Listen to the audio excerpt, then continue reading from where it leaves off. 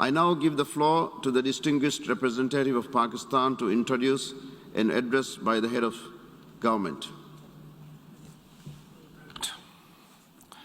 Mr. President, I have the great honor to introduce a recorded statement by His Excellency Mr. Imran Khan, the Prime Minister of the Islamic Republic of Pakistan.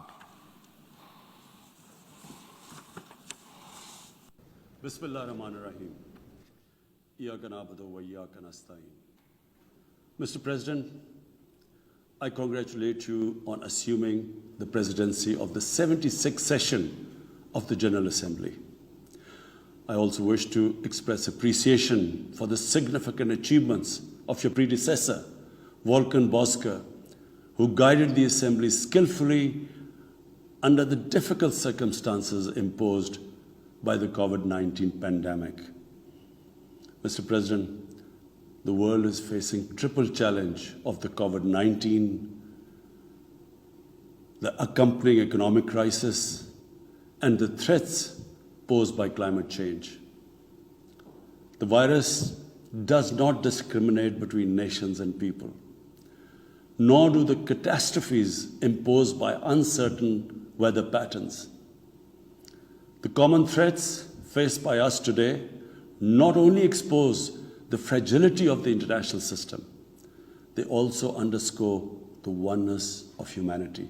By the grace of Almighty Allah, Pakistan has been successful so far in containing the COVID pandemic. Our collaborated strategy of smart lockdowns helped save lives and livelihoods and kept the economy afloat. Over 15 million families survived through a social protection program of Asas. Mr. President, climate change is one of the primary existential threats that our planet faces today. Pakistan's contribution to global emissions is negligible, yet we are among the 10 most vulnerable countries to the effects of climate change in the world. Being fully aware of our global responsibilities, we have embarked upon game-changing environmental programs, reforesting Pakistan through our 10 billion tree tsunami, preserving natural habitats, switching to renewable energy, removing pollution from our cities, and adapting to the impacts of climate change. To address the triple crisis of COVID pandemic, economic downturn, and climate emergency, we need a comprehensive strategy that should include, number one, vaccine equity. Everyone, everywhere, must be vaccinated against COVID, and as soon as possible. Two, adequate financing must be made available to developing countries. This can be ensured through comprehensive debt restructuring, expanded ODA, redistribution of unutilized SDRs, and allotment of a greater proportion of SDRs to developing countries. And finally, provision of climate finance. Three, we must adopt clear investment strategies which help alleviate poverty, promote job creation, build sustainable infrastructure, and of course, bridge the digital divide. I propose that the Secretary General convene an SDG summit in 2025 to review and accelerate implementation of sustainable development goals. Mr. President, because of the plunder of the developing world by their corrupt ruling elites, the gap between the rich and the poor countries is increasing at an alarming speed. Through this platform, I've been drawing the world's attention towards the scourge of illicit financial flows from developing countries. The Secretary General's high-level panel of financial accountability, transparency, and integrity called the Facti Panel, has calculated that a staggering $7 trillion in stolen assets are parked in financial haven destinations. This organized theft and illegal transfer of assets has profound consequences for the developing nations. It depletes their already meager resources, accentuates the levels of poverty, especially when laundered money puts pressure on the currency and leads to its devaluation. At the current rate, when the Facti Panel estimates that $1 trillion every year is taken out of the developing world, there will be a mass exodus of economic migrants towards the richer nations. What the East India Company did to India, the crooked ruling elites are doing to the developing world, plundering the wealth and transferring it to Western capitals and offshore tax havens. And Mr. President, retrieving the stolen assets from the developed countries is impossible for poor nations. The rich countries have no incentives or compulsion to return this ill-gotten wealth. And this ill-gotten wealth belongs, remember, to the masses of the developing world. I foresee in the not-too-distant future, a time will come when the rich countries will be forced to build walls to keep out economic migrants from these poor countries. I fear a few wealthy islands in the sea of poverty will also turn into a global calamity like climate change. The General Assembly must take steps meaningfully to address this deeply disturbing and morally repugnant situation, naming and shaming the haven destinations and developing a comprehensive legal framework to halt and reverse the illicit financial flows are most critical actions to stop this great economic injustice. And at a minimum, the recommendations of the Secretary General's Facti Panel should be fully implemented. Mr. President, Islamophobia is another pernicious phenomenon that we all need to collectively combat. In the aftermath of the 9/11 terrorist attacks, terrorism has been associated with Islam by some quarters. This has increased the tendency of right-wing, xenophobic and violent nationalists, extremists and terrorist groups to target Muslims. The UN Global Counterterrorism Strategy has recognized these emerging threats. We hope the Secretary General's report will focus on these new threats of terrorism posed by Islamophobes and right-wing extremists. I call on the Secretary General to convene a global dialogue on countering the rise of Islamophobia. Our parallel efforts at the same time should be to promote interfaith harmony, and they should continue. Mr. President, the worst and most pervasive form of Islamophobia now rules India. The hate-filled Hindutva ideology propagated by the fascist RSS BJP regime has unleashed a reign of fear and violence against India's 200 million Muslim strong community.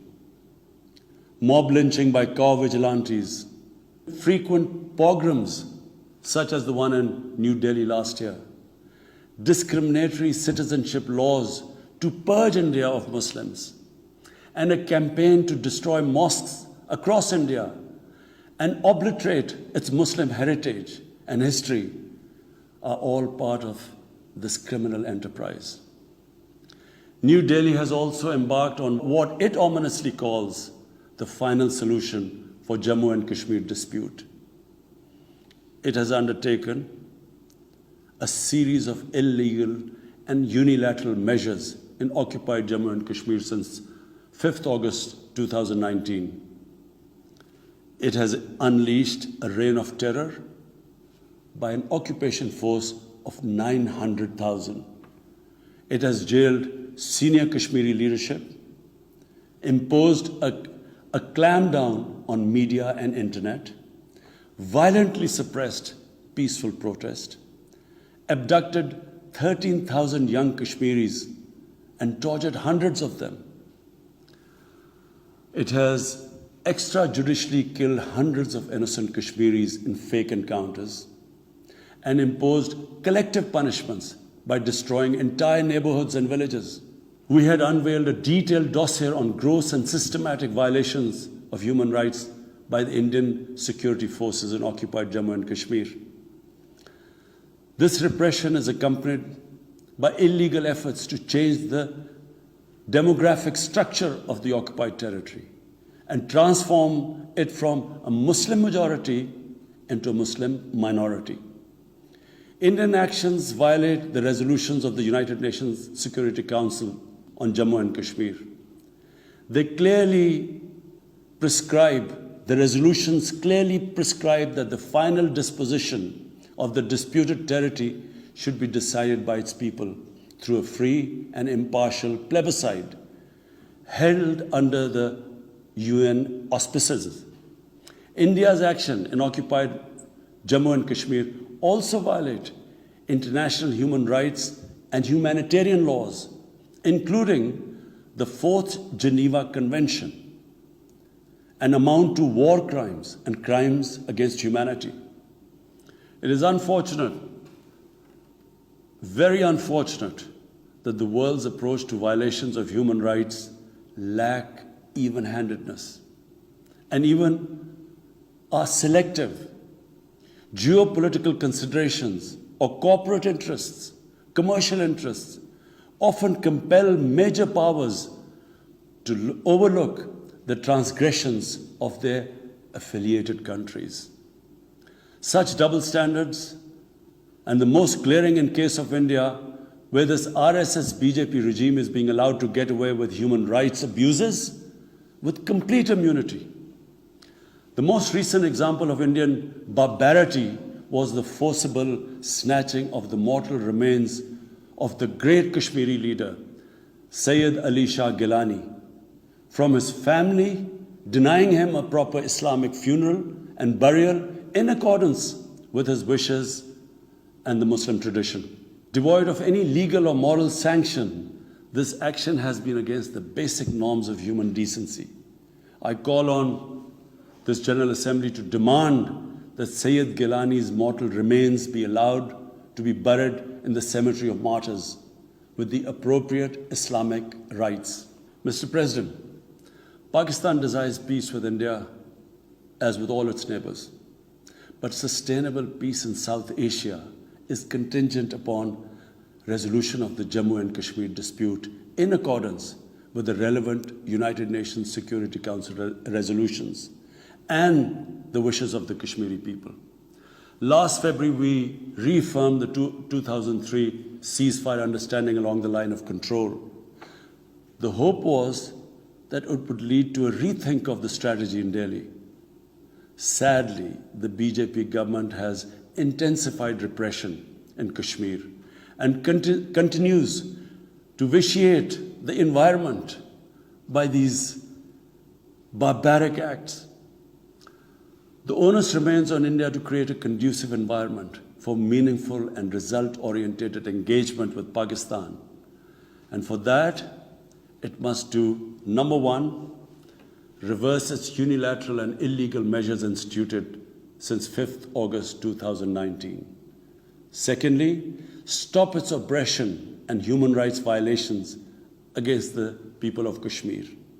And three, halt and reverse the demographic changes in the occupied territory.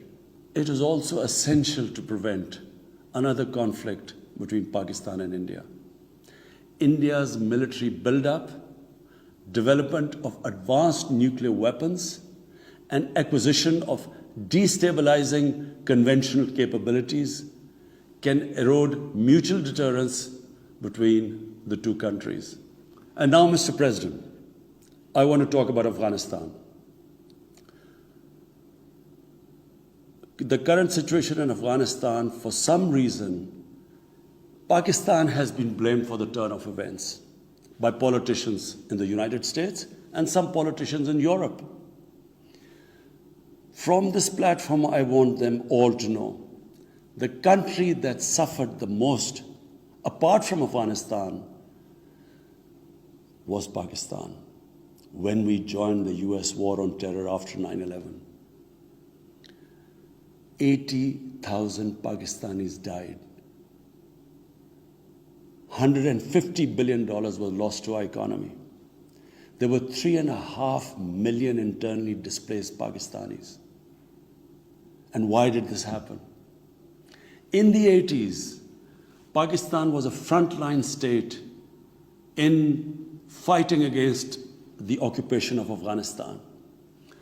Pakistan and the United States trained mujahideen groups to fight for the liberation of Afghanistan. Amongst those mujahideen groups were Al-Qaeda, were various groups from all over the world. They were mujahideen, Afghan mujahideen. These were considered heroes. President Ronald Reagan invited them to White House in 1983. And according to news items, he compared them to the founding fathers of the United States. They were heroes. Come 1989, the Soviets leave. So do the Americans, abandon Afghanistan. Pakistan was left with 5 million Afghan refugees. We were left with sectarian militant groups which never existed before. But the worst cut of it was that a year later, Pakistan was sanctioned by the US. We felt used. Fast forward 9/11, Pakistan is needed again by the US because now their US-led coalition is now invading Afghanistan, and it could not happen without Pakistan providing all the logistical support. What happened after that?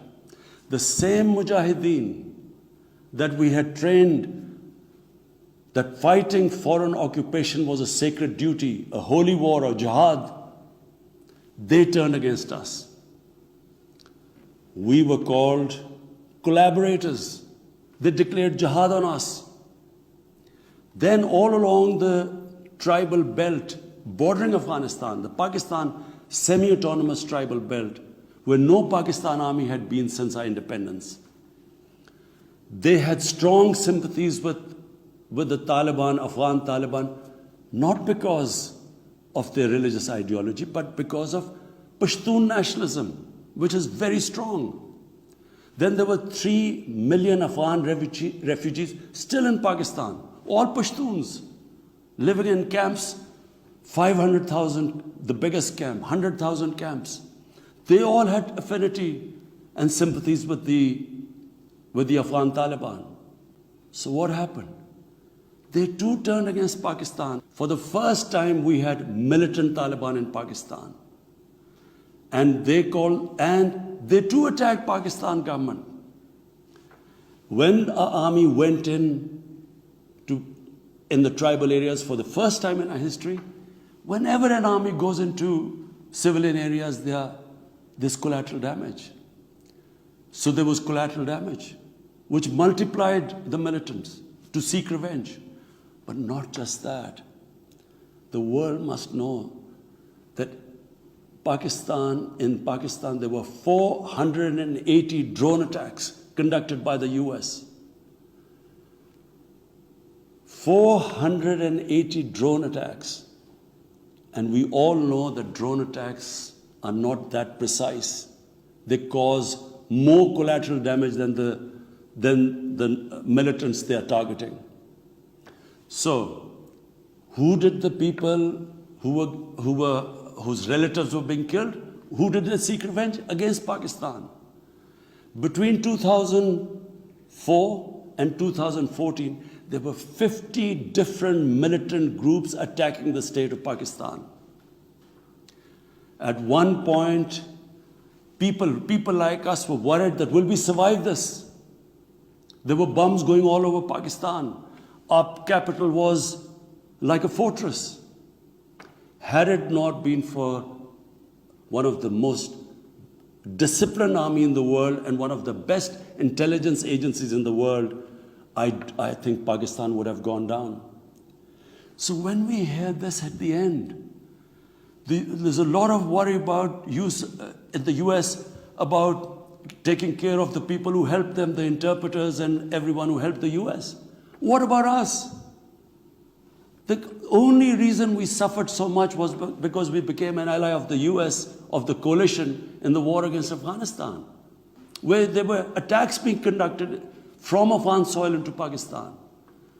At least there should have been a word of appreciation. But rather than appreciation, imagine how we feel when we are blamed for the turn of events in Afghanistan. After 2006, it became apparent to everyone who understood Afghanistan's history that there would be no military solution in Afghanistan. I went to the US, I spoke to think tanks, I met at the time Senator Biden, Senator John Kerry, Senator Harry Reid. I tried to explain to them that there would not be any military solution and political settlement was the way to go forward. No one understood then.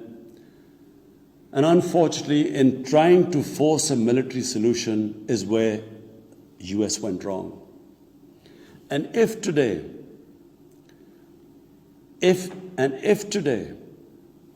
the world needs to know why the Taliban are back in power, all the world has to do is do a deep analysis of why 300,000 well-equipped Afghan army, and remember, Afghans are one of the bravest nations on earth. Why did this 300,000 Afghan army give up without a fight?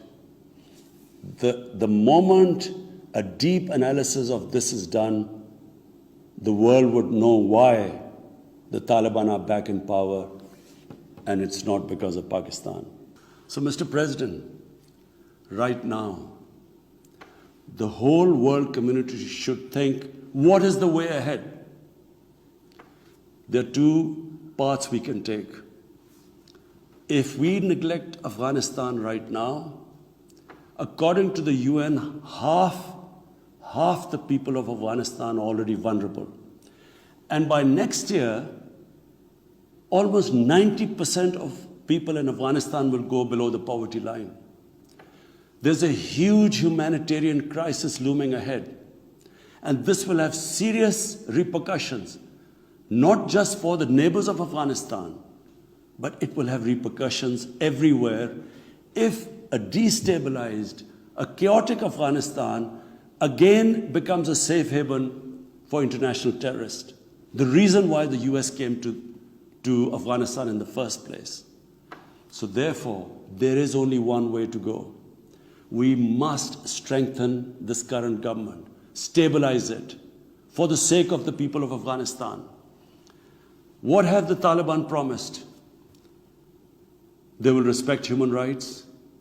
They will have an inclusive government. They will not allow this soil to be used by terrorists. And they have given amnesty. Now, if the world community incentivizes them, encourages them to walk this talk, it will be a win-win situation for everyone. Because these are the four things that in Doha, when the US was talking to the Taliban, these were the conditions the dialogue was all about. So if the world can incentivize them to go this direction, then after all, this 20-year of presence, of coalition presence in Afghanistan would not be wasted, because Afghan soil would not be used for international terrorism. So I end my talk, Mr. President, by urging everyone that this is a critical time for Afghanistan. You cannot waste time. Help is needed there. Humanitarian assistance has to be given there immediately. And the Secretary General of the United Nations has taken bold steps I urge you to mobilize the international community and move in this direction. Thank you.